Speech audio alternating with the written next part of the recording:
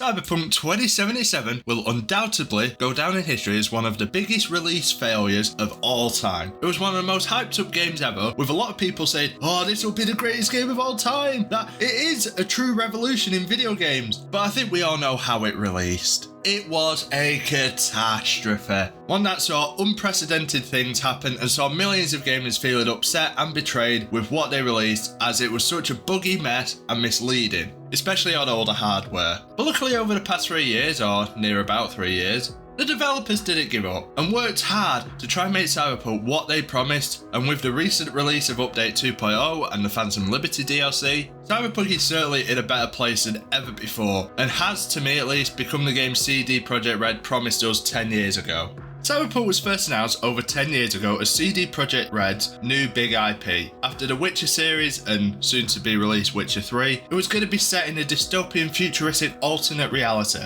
where people use cybernetic implants and futuristic weapons within a corrupt city as a rogue merc, just trying to get around in life. The game was going to be released, but delays did hamper it until a release of December 2020. Gamers were still loving the idea even after having to wait 10 years, especially with CDPR's sentiment of it'll come out when it's ready, rather than being forced to release it unfinished. Seemingly showing that they are putting in the work to make it excellent. It will be so polished and fun, full of so many features. It's really exciting me, and I think it's a good mindset to have. That to make sure what you're actually doing is good enough to be released rather than just unfinished and a live service now. Along with so many high quality trailers that showed where we were going. Night City, a deeply corrupt city with criminal factions and crime gangs galore. Cyberpunk was set up to be a generation defining game, one that could even possibly topple the dominance of GTA 5. As it certainly seems similar, just set in the future, or at least that's how I saw it. The Cyberpunk hype was rising and rising with the trailers releasing, and in 2018 at E3, it showed in-engine footage of Night City, the corrupt and lawless metropolis with everyone integrated with technology, showing off what happens in Night City on a regular basis, with crimes and shootings, showing the place we'll be spending our time in. Along with this, in 2018 there was a 48-minute gameplay reveal, showing a glimpse of character customization and the showing of one of the early missions in the game. It had detailed environments in the building, fighting with a pistol, and some of your cyberware available to the character known as V. The camaraderie of you and your partner Jackie, looking like you two will be working together and actually be a team rather than the usual video game companions who are usually just an extra pair of hands. It looked incredible with these cutscenes talking to each other. It showed us Night City with massive crowds of people, huge skyscrapers, and one of the most detailed open worlds in video games to date. Meeting with the quest giver / fixer, the Ripper Dog who integrates and upgrades our cyberware, the devices that we use in Night City to seamlessly integrate into technology, and even driving in this game with super fast-paced vehicle combat, and God, you are hella ugly. Jesus. Is this really what technology has caused us? Replacing half of your face with a bloody X Factor logo? But the whole 48 minutes showed an incredible amount of content that we would be in for. And although it is a work in progress demo, it shouldn't deviate that much from it. It should be even better. Man, this got all gamers so excited for it. This was something incredible brewing up. It really did feel like a super futuristic GTA game, and it was setting itself up for success, especially with all the great communication and the reputation of CDPR. The year after, at E3 2019, saw another stellar looking trailer showing us meeting with Dexter Deshawn after a job, flashing back to it going wrong and then being in the fight of our lives against Dexter and his cronies, eventually being shot. Wake the fuck up, samurai. We have a city to burn. Who's this? Who is it? Oh my god, it's King Keanu. Oh wow. What a name to get as a character in this game. This was absolutely mind-blowing. To have someone as cool and suave as Keanu Reeves in Cyberpunk was an honor. But what made it even better was Xbox brought him out to talk about Cyberpunk. So not only was he being a major character in the game, but he was actually going to be talking about it on stage. Yes! It was one of the best E3 moments ever, and of course led to the breathtaking moment. You're breathtaking. You're all breathtaking. The crowd was so excited and hype around him on stage, and so was everyone watching it, and that increased hype all over about the game. Given a release date of the 16th of April 2020, what could go wrong? It was all looking up from here. Yeah, you know how that turned out. We got some more little teasers here and even a little deep dive video showing even more of the depth of gameplay we could be looking forward to in our time in Night City. It showed us many different ways to play, different cyberware and the character customization again. We had never seen anything this complete, this special. It showed an array of weaponry and hacking to unlock things with a super trippy cyberspace as well. All of these little teasers and such steadily kept building hype, and even though it was delayed until December that year, we were all so excited for it and didn't care about delays as we all trusted CDPR, as they won't let us down. And they wanted to add a bit of polish, you know, just iron out a few kinks and it will be ready. Remember, coming when it's ready. Also in 2020, we saw the release of the 30 series GPUs from Nvidia and next-gen consoles to PS5 and Xbox Series X, which I'm sure many people did upgrade to if they could in order to play Cyberpunk as a next-gen game, as it would surely be best on the next-gen hardware. But it was also released on the Xbox One and PS4, so it'll be alright on that, surely. And I was so excited for this, especially after the horrible year 2020 was for everyone. And December 10th couldn't come around quick enough, but once it did, I stayed up all night and was able to play a full 8 hours straight and loved it. However, when I woke up later that day and I realised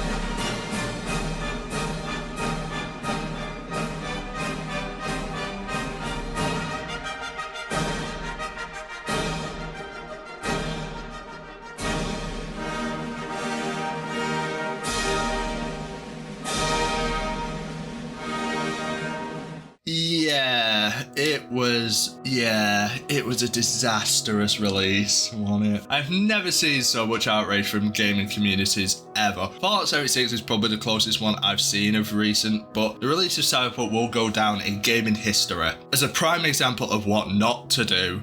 I couldn't believe it, really. It broke the Steam record for the most concurrent plays for a single player game, and genuinely, I had no major issues go wrong in my game. Just a few little visual things like clothes disappearing or cars not spawning incorrectly, but nothing that ruined my playthrough. What it turned out to be was I was in the 0.01% of users, and Cyberpunk seemed to be a major issue for unlucky console users. For those on PS4 and especially the Xbox One, they were having a torrid time. The graphics were terrible, the FPS was sloppy, and the glitches were abundant. I genuinely feel sorry for those who experienced it, including my friend who played Cyberpunk exclusively on a base Xbox One and even somehow completed the game. Although he said he loved it, and I can still see that. It had gotten that bad that so many people were wanting a refund of Cyberpunk that PlayStation did the unprecedented. They took the damn game off their store. Something I've never seen before, especially for a game as big as Cyberpunk. This was a huge blow to CDProjektRED, and within a day, with review after review completely ripping apart the game for its unfinished nature,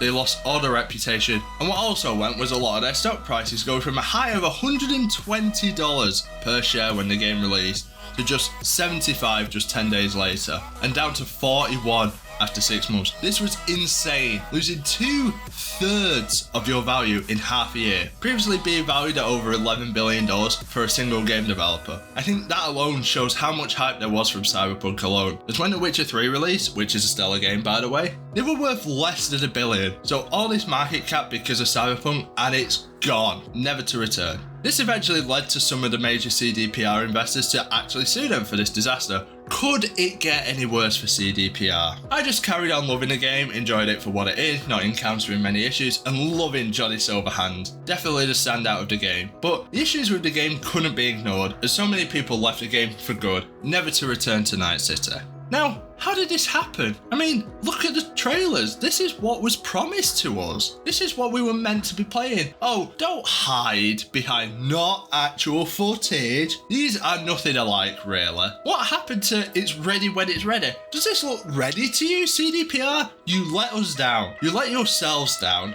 What do you have to say for yourself? Now, it would have been easy for CDPR to apologise, fix some major bugs and just move on. But luckily for those of us that love this game, they actually were going to fulfil their promises just slowly and over years. They carried on over the years, slowly but surely releasing patches and updates to get the game working and hopefully back on the PlayStation Store. They improved the game's stability, fixed some game progression issues and quest bugs, removed the bright flashing lights from the brain dance scene. Like, you see this message on nearly every video game, TV show and movie nowadays about flashing lights causing epileptic seizures. Well, that is what the original brain dance was doing, and obviously I'm not showing that. And it was something that was even affecting me at the time. So that was a welcome change. Thank you. CDPR kept improving the small things and just bug fixing more than anything and trying to make the Xbox One and PS4 versions just playable throughout all of 2021. Up until patch 1.5, the first major patch that saw the next gen update, finally releasing an official Xbox Series and PS5 version of the game with all the previous updates and patches, along with all new performance for the next gen consoles. It added features like new apartments for you to buy, finally being able to change your goddamn appearance of your character again, like just go up to a mirror. That's sick. I like that, especially as I gave my first character bright purple hair and thought it looked stupid, especially in the Pan Am scene. But it took until this to change it to black. There were more weapons and mods for them, increasing your arsenal size, along with a whole host of fixes and rebalancing to make Cyberpunk even better. This was when me and my mate began to play again, as I had upgraded my PC and thought I should flex her muscles on a brand new female character, so that is exactly what I did and loved it. It was so much better and with more to do, and yet again nothing major happened. It was a great time to play the game and we loved it. Cyberpunk finally felt good again and saw a bump in sales, and people playing on those next gen consoles could play it with a dedicated version rather than a backwards compatible one. Things were looking up for Cyberpunk and for CDPR at least. They released some more small fixes up until the biggest update to this point, the Edgerunners update, or update 1.6. Now this update was massive for two major reasons. One, it added more content for us to play with more gigs, weapons and a wardrobe functionality,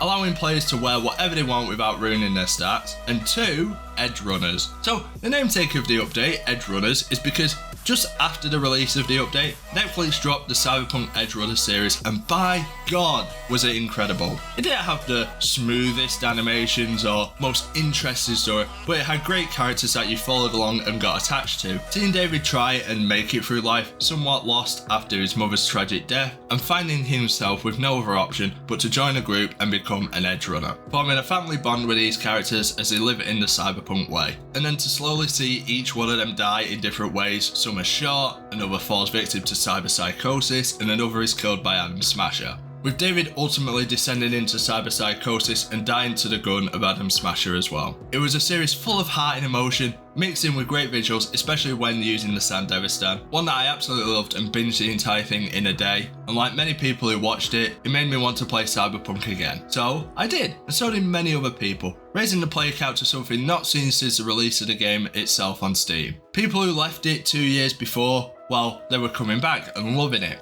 I was loving it, my friends were loving it, and Cyberpunk was healthier than ever, and we were so excited about what was coming next. Update 2.0 and a DLC called Phantom Liberty. The Phantom Liberty DLC had a teaser trailer released back in the good old days of September 2022, showing a couple of snippets of new gameplay with V, recited some kind of Pledge of Allegiance or something. A bit ominous, especially as Johnny doesn't like the idea of it at all. And the name, Phantom Liberty. Pretty nice, and the launch of 2023 sounded very nice, so not long to wait, hopefully. A year. This was then followed up by another little teaser, yet again showing new locations and a new NPC in Solomon Reed. And holy shit, it's Idris Elba. Oh my, I love him. Man, this game never ceases to amaze me with its casting, but Idris Elba as a spy is a great idea. That's why I'd like to see him as James Bond, but anyway. It just added more and more hype around the game yet again. And once the official trailer was released on the 11th of June 2023, it was through the roof. It was 2.5 minutes of excitement poured into a digestible and visually stunning trailer. showing Songbird and the main objective of the DLC, protect the president, and looks like it'll be full of deception and trickery, dealing with sleeper agents and government agencies. Great. And then being chased by a four-legged tank with massive lasers put shivers down my spine. Having to run away from it certainly looked intense, and the trailer finishes with a montage of high action scenes and character moments, and finally a release date of the 26th of September, a date it would actually stick to. And this incredible trailer was also joined a day later by a developer breakdown of said trailer, just going a bit more in depth about Dogtown, the new location, and their leader, Kurt Hansen. It talked about the ideas behind the location, which seemed quite interesting I guess, and talking more about different characters and who Idris Elba's character is, and a bit on his background. Seems like a complex character and I can't wait to meet him. Finally talking about Songbird, another important character who might be divisive and some may have a love-hate relationship with her. I understand why now. And September can't come soon enough. There were several more trailers showing more of the DLC and interviews with developers and some of the cast, which was very nice to see. And a nice and open view, as it doesn't seem like these are done simply for marketing, but because they know fans will actually love to hear from the developers and Keanu Reeves and Idris Elba. Also with a massive 1 hour long stream about the DLC, talking about the setting, the new features, the new police mechanics, and actual vehicle combat, and a whole new perk system, and new skill trees which unlock more ways to play and builds you can do to play Cyberpunk in many different ways, and actually have almost like a class system, each with specific roles and abilities, strengths and weaknesses. And this was all included with Update 2.0, the biggest update to the game ever. One that was going to fundamentally change the game at its core. Update 2.0 had a trailer that showed the reveal date of just 5 days before Phantom Liberty on the 21st of September. Hype was through the roof. The game was steadily getting better and better over the 3 years of release, and now 2.0 was finally going to make Cyberpunk what it was always meant to be, with Phantom Liberty being the cherry on top of the Cyberpunk cake. September rolls around faster than ever, and after Starfield, there was only one thing on millions of gamers' minds: Phantom Liberty. Update 2.0 dropped, and it was a massive improvement that was sorely needed. It was the resetting of the game that players wanted, and it received very positive reception. However, as a Cyberpunk fan, it was a bit hard to get used to all the new things again, especially the driving camera took a while for me to learn, but after messing around with the new perks and trying the whole thing out, it was fantastic, and certainly itself warrants a new playthrough of the entire game. Something for the future, I guess. The big new patch saw a completely overhauled police system with a GTA style wanted level and car chases, which I found to be nothing really. It was easy to evade and escape from them. The glorious vehicle combat in both first and third person is a joy to behold. It worked seamlessly despite my camera issues, but I love it, especially with cars that have inbuilt weaponry like this one I got. And a nice little touch is you can eject from your vehicle in different ways now, allowing for fluid transition into the on-foot combat. And then having perks that allow you to use your cyberware like the Sandevistan and Kerenzikov in your vehicles are great. And as someone who used nothing but a Sandy, it makes this feel like a completely new game. There were also some smaller changes and balances for the new system, like quick hacking and health items that now have charges that recharge over time rather than just having a massive pile of like 500. But possibly the biggest noticeable change for the community, or well, me at least, was the perk system. One that was quite basic and not really connected originally, to now, well, it looks the same. It's a bit easier to understand and has so many cooler things to do. I especially love the Edgerunners perk that allows me to go into cyber psychosis and do more damage, and I feel so much more powerful, and especially as a lover of the anime, it made me so happy to finally go cyber psycho. There are also many other changes to weapons and armor, clothing becoming just cosmetic, and a massive overhaul of the cyberware, with you now having a limit to what you can use. A bit annoying at first, but nothing that a little leveling up and perk selection can't fix. I can't imagine where Cyberpunk would be right now if it had released like this 3 years ago. I think it would be so far along, maybe a couple more DLCs, an online mode maybe,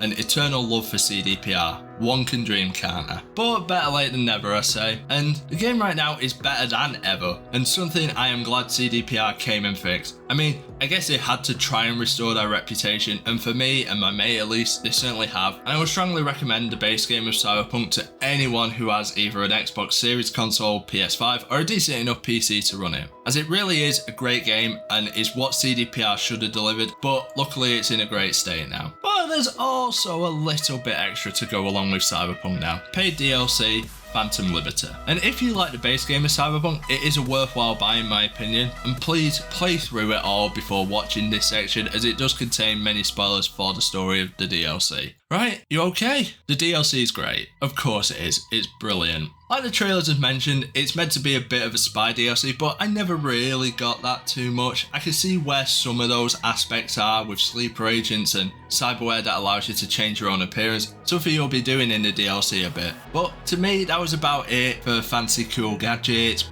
But the stories of the different characters you encounter and their own issues does play really well, and I found most of them likeable and interesting enough. Something I only found with Johnny and maybe a few of the romance options in the base game, so it was nice to see some really fleshed out characters this time. Probably down to there just being a handful of main NPCs in what was for me a 10-hour playthrough, so there was much more time to develop them into actual characters. The location of Dogtown, however, never seemed to capture my attention. The marketplace is nice and dense with everything you need, along with the residential areas that reminded me of the pods in Ready Player One. For most of the DLC, I found myself just traversing in the middle of these roads here, and not really going in depth that much apart from a few key scenes. And the story, while not groundbreaking or something that blew my mind with twists and turns like you might expect from a spy genre, it was far more character and emotions driven. It was captivating and kept me engaged throughout, especially in the second half and when you make the big choices in the game. The gameplay was definitely Cyberpunk, with you fighting a new faction throughout who have some regular grunts and some heavy hitters that can take some strategies to take down. But I just used the Sandevistan and Mantis Blaze to kill through most of them, especially when there were a lot of them. Seems like the enemy density was a bit higher in this DLC.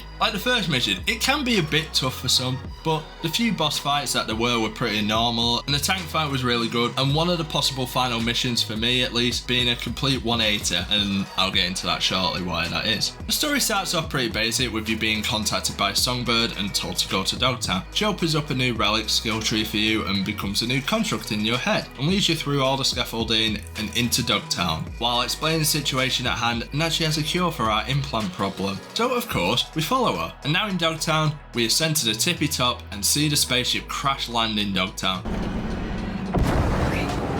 Well, no one survived that, so roll credits. Songbird tells us to help save the president, so we run to her aid, find her and fend off all of Hansen's men. Who is this Kurt Hansen anyway? NCPD, gang wars, not in Dogtown. Taxes, who the fuck needs them? In Dogtown, I keep your business safe, as long as you abide by my rules. Sound fair to you? I thought so. Good. Interesting. We then help President Myers get to a safe zone after fighting off the giant mech spider and more of Hansen's men, avoiding capture and sneaking through derelict buildings. Now just waiting for Songbird to get here and we'll be on our way. But of course, she doesn't come back, so we need to enlist the help of her top sleeper agent, Solomon Reed. Not before refusing to take any oath, as I am not for that, and Johnny agrees. We meet Solomon in a dangerous circumstance and he tells us to meet him in his car to finally talk face to face. And oh, hey Idris, how'd you end up here? But man, the facial expressions on these characters are phenomenal, and it was the perfect pick. Not too happy with the voice though for me. For some reason it doesn't match the aesthetic of him for me. It's a bit too soft for my liking. But he agrees to help us and here we are. The gang is all set up to get Songbird back. We enlist another member of Reed's old crew in a new bartender called Alex, who shows off the new face-changing cyberware we'll be using. And we have the crew, and now we have the base, a secret base underneath a bar. We'll learn bits and pieces of their backstory and what happened between them, making the characters deeper and more complex than first thought. We then find out that our target, Songbird, is being held captive by Hansen, and we need to attend a party to get in. So we sneak, or well, blast our way through the security and reach the rooftop to join the high society party with all Night City's finest. Songbird reaches out for us after downing like 10 drinks and wow, she is nearly fully robotic. But she explains to us that she is dying, and we need Kurt Hansen as he has the technology that will save Songbird and us. So she wants to keep herself on the inside so she can eventually take it. So next on the agenda after meeting Song is for us to get the neural matrix, and this begins by hijacking the personalities of two ginger Edgerunners that are at this party, but Reed has something else on his mind. She has Hansen set. Then you come in. She contacts you via the relic. Ask you to rescue the president. Absolution for her right there.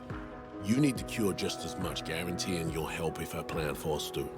This whole situation seems a bit coincidental to him, as he suspects that the crash was on purpose and created by Songbird, so she would end up here in Dogtown, in order to get that tech that Hansen has. Ooh, the plot thickens and the motives are changing. I don't think this was too surprising for me, as Songbird had always seemed a bit fishy from the start, and I don't really trust anyone anyway, especially those that promised me some kind of miracle cure. But for some, it might be a nice surprise to them. We meet the Netrunners at the roulette table, and God's sake, they're French. Sacre bleu. This will be torture. But we make it through what feels like an interrogation and lose all of our money through gambling. Yay! But we finally got the imprints we need. No thanks to Reed, as he was a no-show, so we had to get the data for ourselves. What the hell was that, Reed? We then hack into some terminals to find data so we can hack and infiltrate the Ginger Twins' car and control it remotely, as me and Alex need to do some impersonating in order to get close to Songbird and Hansen. Takes a few of them, but before that, Song wants us to meet up in a secluded location, and going there at night, she starts opening it up and talking about the whole situation we find ourselves in,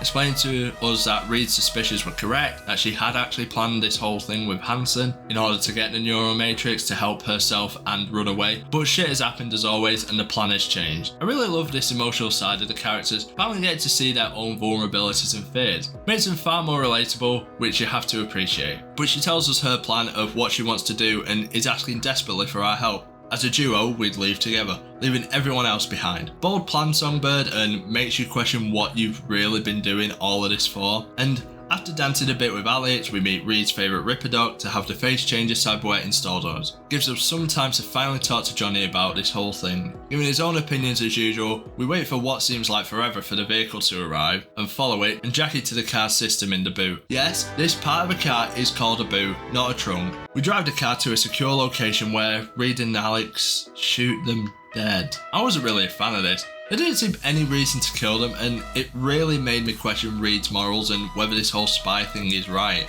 But I swiped them, and as Aurora Castel, it's time to go and meet Hansen and get the matrix Songbird and I needed. The meeting with Hansen is intense, as he asks us questions that you need to answer as Aurora, but here we are, me and Songbird, and the big choice. Side with Reed and go through with the original mission, or side with Songbird, who got us into this mess and promised us a way out. And this is the first way the ending of the DLC can change massively, as you are given this choice and it will branch differently based on what you pick here. So let me just go through the way I initially went. For me, I sided with Reed, as I felt Songbird had been a bit backstabbing throughout, as she planned the crash of the spaceship, made the deal with Hansen for all of her own personal gain. So would she double cross me, and so she escapes and I am collateral damage to her. That's why I sided with Reed, and holy shit, I was right. This girl tried to end me. Well, fuck you, but she goes fucking insane with those beaming red eyes and destroys the whole place, almost like she's being corrupted by something. Blackwall. Actually being a bit of a nice twist, didn't expect that one, but we can't wait and quickly escape the building, finally being able to take Kurt Hansen down once and for all after killing Alex. Songbird is then captured by Max Tack for being a full-blown cyber psycho, but for some reason, we still have to try and save her, setting up a plan to intercept the transport vehicle and free her. It works flawlessly, killing all of the guards, but she makes off with the vehicle and we're now onto the final chase. We have to track Songbird through the red cyber psycho residue. She has crashed through this massive underground complex and escaped the vehicle. We keep following these little red traces in the place that is actually extremely creepy to me, as it looks all dark and abandoned, but something cool and a change of pace from most of the quests in this game. Keeps going deeper and deeper underground, and this place turns out to be a Sino show facility, but Psycho Song keeps trying to stop us from helping her and blames us and Reed for everything that has happened to her. We keep progressing through, opening doors and seeing what seems like flashbacks of Songbird's life until she sends a Boston Dynamics robot after us. And man, this is something very different. We can't kill it and it's chasing us throughout the whole facility, but a real Songbird tries to help us from getting killed. This part of the game is an absolute adrenaline rush, as all we can do is stay low and slowly make it through the facility with this murderous robot chasing us constantly. Making for a slow and steady approach with, well, it's the complete opposite of how I normally play, with this small part in the air vents giving me massive Poppy Playtime vibes. Puts a fur on this thing and it turns into Huggy Wuggy. But we open all the doors all the way to the core and still learning more about Songbird's history due to the neural link. We have to shut down the core for good by infiltrating various rooms and destroying the shit out of them, still staying out of the way of the murderous robot. Bits of this giving me Jurassic Park vibes. It's a very nice rush of adrenaline to the end, where just as we are caught by the damn thing, thing, we enter some kind of dream world with Songbird, learning even more about her and how she became who she is, how she just hates it all, regretting what has happened, things between her and Reed, finally comforting her for possibly the final time as we leave the cyberspace because of the Black Wall. Thank God that robot's dead. We meet Song in the core and have an emotional heart-to-heart with her, comforting her once again.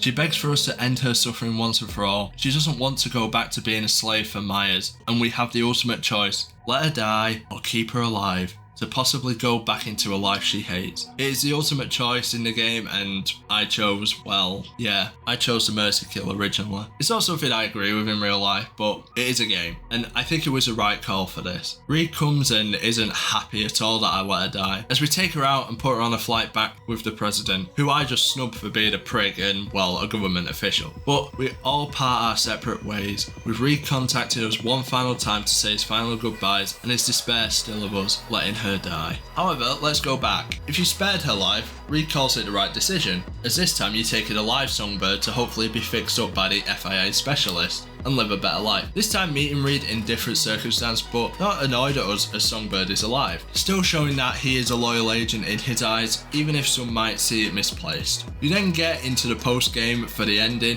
where you can actually choose to be fixed by the FIA, having a long conversation with Johnny about you choosing to end his life in the construct. You in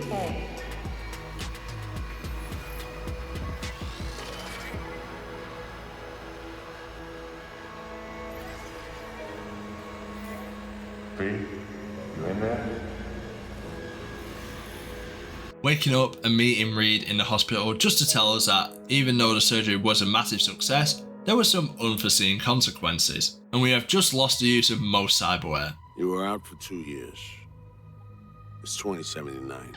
What? I've been in a coma for how fucking long? Jesus Christ. And then he keeps talking to us and offers us a government job, which we decline. Back in Night City 2 years later. On our way to see good old Vicky, and some things have changed in this place. No more Arasaka, new owner of the Ripper Dock, and so many more corpos. We meet Vic in his swanky new operating room, promising to fix us and of course failing me. Then meeting Missy in an alleyway and seeing her off as V accepts fate to live as a normal person. Wow, what a better ending, an actual ending. Boy did I make the wrong choice here. I missed out on over an hour of extra content. I guess it's something for another playthrough, I guess. But if we rewind back, yep, further back, here. If you instead decide to side with Songbird while implanting the code, you begin escaping the building in the same way out, but now with Songbird in tow. She seems to have the same Black Wall affliction, but is able to control it. Maybe because we sided with her and she's feeling nice. And because of this betrayal, Reed is now hunting us. Come and try, motherfucker. Somi directs you to the spaceport as she needs to get to the orbital space station to get the cure for both of our afflictions. With Somi being basically useless as she is dying even more rapidly than us, but we get our way through the spaceport, killing the security and President Myers' forces. Even getting these super cool Black Wall powers for a little bit, which is so sick, until we get on a train and she tells us another massive bombshell. He's not the only one I've betrayed. What do you mean, son? Neural matrix can only be used once. What? How so? It's a captive AI from beyond the wall. Relies on continuous evolution to exist. I'll free it and end the process. It'll then execute my commands and disintegrate irretrievably. She had been duping us all along. Bird took everyone for a ride. Myers, Hanson, Reed, you. Too right, Johnny, and you are given yet another chance to call Reed and hand her over after learning of her betrayal. Or carry on and forgive her. I did that first, and just before I got her onto the spaceship, Jesus Christ, that's... Solomon Reed. One last chance to give her up, but no. I shot Reed and sent Somi hopefully to have a better life. But the other way is to give her over to Reed in the end and have him take Somi away, and then you get the same ending I mentioned before, with V being cured and going back to Nightseer. I love that this DLC has a good plethora of endings, allowing multiple playthroughs to feel very different. And that ends the main story of Phantom Liberty, whichever way you choose to end it. There are multiple post-campaign missions, side missions and gigs along the way throughout your playthrough, and it's a very nicely made DLC and fits in well with the game of Cyberpunk. A great addition to the game, and I would highly recommend it to those playing Cyberpunk or those who want to get back into it. Now, Cyberpunk will be remembered as a mixed bag. It had one of the worst starts in history after more hype than any other game for years, but after 3 years of patches, bug fixes and a paid DLC, Cyberpunk is in a great spot right now. It doesn't excuse the release, but it is one of the better open world RPG games available right now, with something for everyone who enjoys those kinds of games. You need to play Cyberpunk once in your life, in my opinion, and now is a better time than ever. With Update 2.0 and Phantom Liberty adding more and making Cyberpunk the game it should have released as. And CDPR needs to be commended for their massive amount of time, money and resources that it's taken to fix this game. And for me, it has raised their reputation for me a little bit. Everyone makes mistakes, but what matters is what you do to rectify them. And like No Man's Sky before, the developers did rectify their mistakes. And I am looking forward to more from CDPR, the Witcher remake, a Witcher 4 maybe, or even some more things in the Cyberpunk universe. I guess we'll have to wait a few years for something new, but I can't wait. Go play Cyberpunk now. Bye bye.